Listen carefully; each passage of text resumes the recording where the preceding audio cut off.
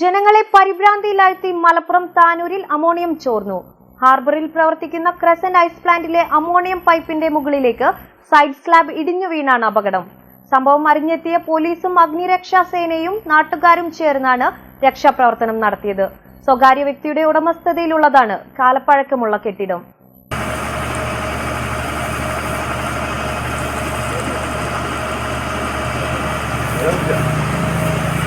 ചൊവ്വാഴ്ച രാവിലെ 9 മണിയോടുകൂടിയായിരുന്നു സംഭവം. താനൂർ ഹാർബറിൽ പ്രവർത്തിക്കുന്ന ക്രസന്റ് ഐസ് പ്ലാന്റിന്റെ അമോണിയം പൈപ്പിന്റെ മുകളിലേക്ക് സൈഡ് സ്ലാബ് ഇടിഞ്ഞു വീടാണ് അപകടം. പൈപ്പ് പൊട്ടിയതോടെ അമോണിയം പരിസര പ്രദേശങ്ങളിൽ പരക്കുകയായിരുന്നു. സംഭവം അറിഞ്ഞ ഉടൻ താനൂർ പോലീസ് താനൂരിൽ നിന്നും തിരൂരിൽ നിന്നും ഫയർഫോഴ്സ് സ്ഥലത്തെത്തി രക്ഷാപ്രവർത്തനവും നടത്തി. TDRF വളണ്ടിയർമാർ, മത്സ്യത്തൊഴിലാളികൾ, നാട്ടുകാർ എന്നിവരും രക്ഷാപ്രവർത്തനത്തിന് നേതൃത്വം നൽകി. സ്വകാര്യ വ്യക്തിയുടെ ഉടമസ്ഥതയിലുള്ളതാണ് കെട്ടിടം. നഗരസഭാ chairman Rasheed Morya, ward councillor PP Musthafa, village ഉദ്യോഗസ്ഥർ എന്നിവരും സ്ഥലത്തെത്തിയിരുന്നു. കെട്ടിടത്തിന്റെ കാലപ്പഴക്കവും മറ്റും അന്വേഷിച്ച് നടപടി സ്വീകരിക്കുമെന്ന് ചെയർമാൻ പറഞ്ഞു.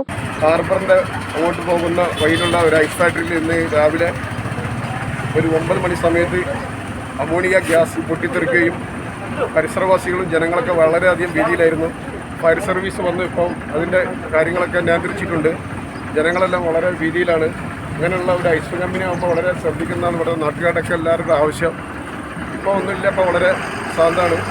വളരെ ശ്വാസം കിട്ടാത്ത രൂപത്തിലായിട്ട് പരിസരവാസികൾ ജനങ്ങളെ ഭയന്ന് ഓടുകയും ചെയ്തിരുന്നത്. ഫയർ സർവീസ് പോലീസെല്ലാം ശ്രദ്ധിച്ചിട്ടുണ്ട്.